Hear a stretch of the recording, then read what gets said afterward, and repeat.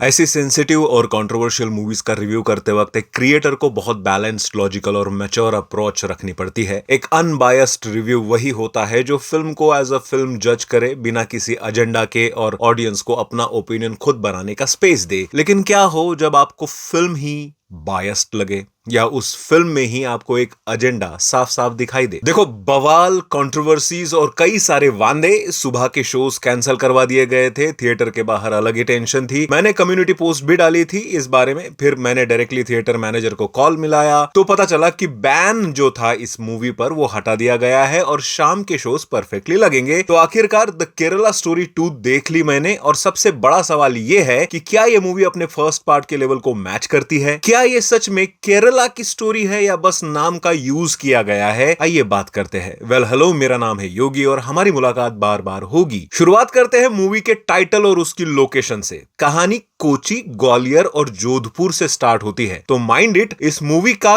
Kerala state से literally कोई direct connection नहीं है। अब आप सोचोगे कि फिर नाम केरला स्टोरी क्यों है? क्योंकि फर्स्ट पार्ट एक मैसिव ब्लॉकबस्टर थी, तो जब दो मूवीज का नाम सेम होता है पर कैरेक्टर्स और स्टोरी अलग होती है तो उसे हम स्पिरिचुअल सीक्वल कहते हैं। लेकिन फ्रैंकली स्पीकिंग, इसमें स्पिरिचुअल सीक्वल के नाम पर सेम प्लॉट को दोबारा रीपैकेज करके हमारे सामने पेश किया गया है। मेरे हिसाब से अगर इसका नाम द केरला स्टोरी 2 ना रखकर द इंडिया स्टोरी या कुछ ऐसा ही कर देते तो शायद इतना बवाल और नेगेटिविटी नहीं होती। अब स्टोरी की बात करें तो भाई सबको पता है ट्रेलर देख के कि इसमें क्या दिखाया गया है। 3 अलग अलग पैरेलल स्टोरीज चलती है। प्लॉट वही है, लड़कियों को इन्फ्लुएंस करना, बहला फुसला के उनका ब्रेन वॉश करना और रिलीजन कन्वर्ट करवाना, पहले प्यार से और बाद में जबरदस्ती। एक व्यूअर के पॉइंट ऑफ व्यू से मुझे थोड़ी हैरानी हुई कि आज के वक्त में भी हमें स्क्रीन पर यही सब हिंदू मुसलमान और कन्वर्जन वाले एंगल्स बार बार क्यों दिखाए जा रहे हैं। मूवी में लड़कियों का जिस लेवल पर ब्रेन वॉश होते हुए दिखाया है वो अंधा प्यार नहीं, लिटरली उन्हें अंधा, बहरा और गूंगा दिखाया गया है भाई साहब। एक पॉइंट पर आके दिमाग में सच में एक सवाल आता है कि भाई क्या इन लड़कियों में अपना खुद का बिल्कुल भी दिमाग नहीं है? क्या आज की जनरेशन की लड़कियां इतनी इजीली मैनिपुलेट हो सकती है कि वो अपनी फैमिली और फ्यूचर के बारे में सोचना ही बंद कर दे? मैं सभी की बात तो नहीं कर रहा। आज की डेट में लड़कियां बहुत स्ट्रांग, इंडिपेंडेंट और समझदार है, इसीलिए ये एग्जीक्यूशन थोड़ा एक्सट्रीम लगता है। लेकिन मैं इस बात से डिनाई तो नहीं करूंगा कि शायद हमारे देश में कहीं ना कहीं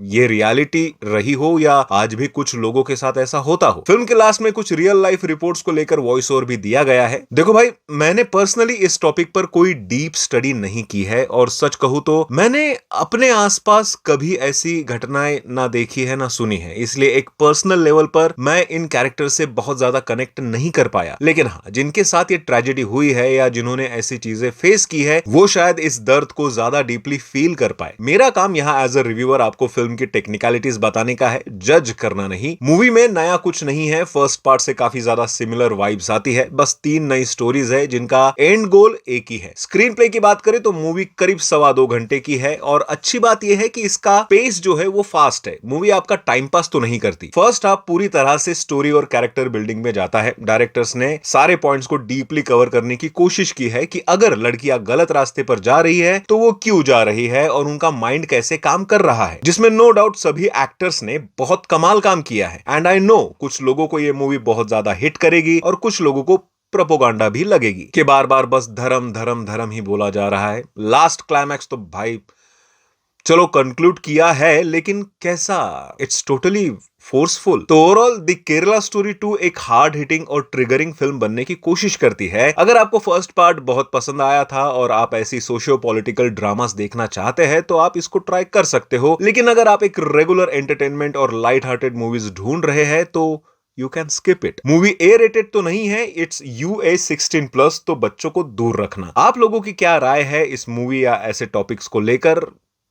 लेकिन प्लीज कमेंट सेक्शन में मर्यादा बनाए रखे, एक दूसरे को गाली गलौज ना करे, हेल्दी डिस्कशन करे, ताकि मुझे भी पता चले कि मेरी ऑडियंस कितनी मैच्योर है या है भी या नहीं। मेरी तरफ से तो इस फिल्म को 2.5 स्टार्स। सब्जेक्ट जरूर हार्ड हिटिंग था, लेकिन बस कैश ग्रैब करने के लिए बनाया गया है मूवी का सेकंड पार्ट, ऐसा ही लग रहा था। बाकी तो सबकी अपनी अपनी चॉइसेस है। आप बताओ अपनी चॉइस। मिलते हैं अगले वीडियो में। बाय।